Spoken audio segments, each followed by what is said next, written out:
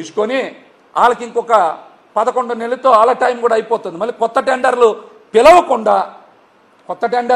పిలవకుండా ఇప్పటి నుంచే 3 ఏళ్ళు కాల పరిమితి పొడిగించాలంట. అది కూడా ఎందుకు? బుద్ధా వెంకన్న గారు సిఫార్సు చేయబచ్చే కదా. మీరు ఇంత గుడ్డిగా సిఫార్సు చేస్తూ ఉన్నారు. గతంలో ఎవరైనా సరే షాపులకి మీరు బకాయిలు ఉంటే అసలు షాపులు తెరవనిచ్చేవాళ్ళ, కరెంటు కట్ చేసుకునేవాళ్ళు, వ్యాపారం చేయనిచ్చేవాళ్ళు కాదు. కానీ ఇప్పుడు బకాయిలు ఉన్నా బ్రహ్మాండంగా వ్యాపారం జరుగుతూ ఉన్నా మీరు ఆ 24 షాపులకి అద్దె తగ్గించాలి, 90,000 50,000 చేయాలి, 56,000 చేయాలని అసలు మీరు ఎవరు చేయడానికి? దేవాదాయ శాఖలో ఒక కండిషన్ ఉంది కదా, ప్రతి ఏడాది 2-3 ఏళ్ళకి ఒకసారి, అంటే ఒకసారి కాలపరిమితి అయిపోయిన తర్వాత 33.3% మధ్యలో పెంచుతారు. ఎక్కడేంటి రివర్సు 40% తగ్గించాలంట. దేనికి అంత ప్రేమ?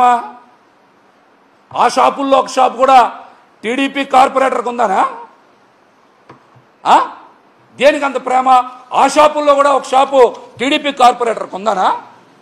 బుద్ధా వెంకన్న గారికి ఒక్కొక్క షాపు వాళ్ళు 5 లక్షలు ఇచ్చారనా? 24 షాపులకి 5 లక్షలు చొప్పున 1,20,00,000 ఆయనకి సమర్పించబట్టే కదా ఇంత గుడ్డిగా మీరు సిఫార్సు చేశారు.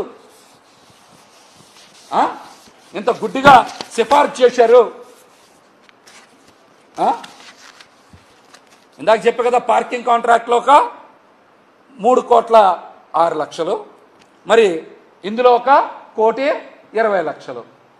ఈ 3 నెలల్లో ఈ 420 గాళ్ళు కొట్టేసింది అక్షరాల 4,20,00,000.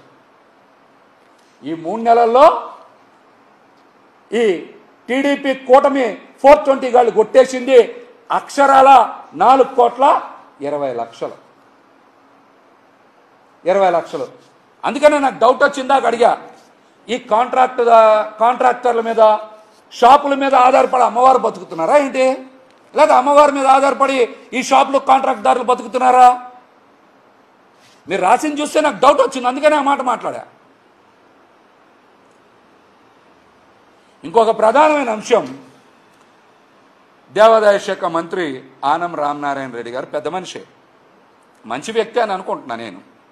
మరి మీరు కూడా ఘాట్ రోడ్లో కొండచర్యలో విరిగిపడినటువంటి ప్రాంతంలో నామినేషన్ పద్ధతిన 1,35,00,000కి పని ఇచ్చారంట. అతను మీ బంధువు చుట్టాలు ఎవరు అవుతారంటున్నారు, నాకు దాని మీద పూర్తిగా సమాచారం లేదు.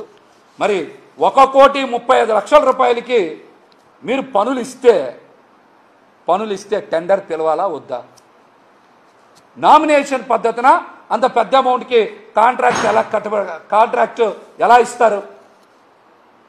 సదర్ కాంట్రాక్టర్కి అర్హత ఉందా లేదా, అనుభవం ఉందా లేదా, అతను బాగా పనిచేయగలడా లేదా, ఇవన్నీ చూసుకోవాలి కదా. చూసుకోకుండా కాంట్రాక్ట్ కట్టబెట్టేస్తే ఎలాగా?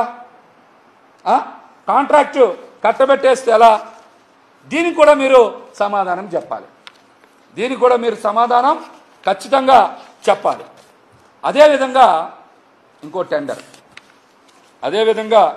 ఇంకొక టెండరు అన్నదానంలో స్టీల్ టేబుల్స్ టెండరు 36 లక్షల రూపాయల టెండర్.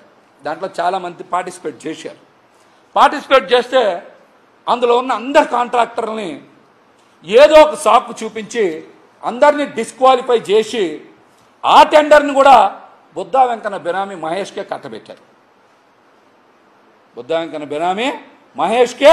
కట్టబెట్టారు. ఈ అన్నిటికీ కూడా చక్రం తిప్పుతున్నటువంటి వ్యక్తి ఎవరంటే సాకర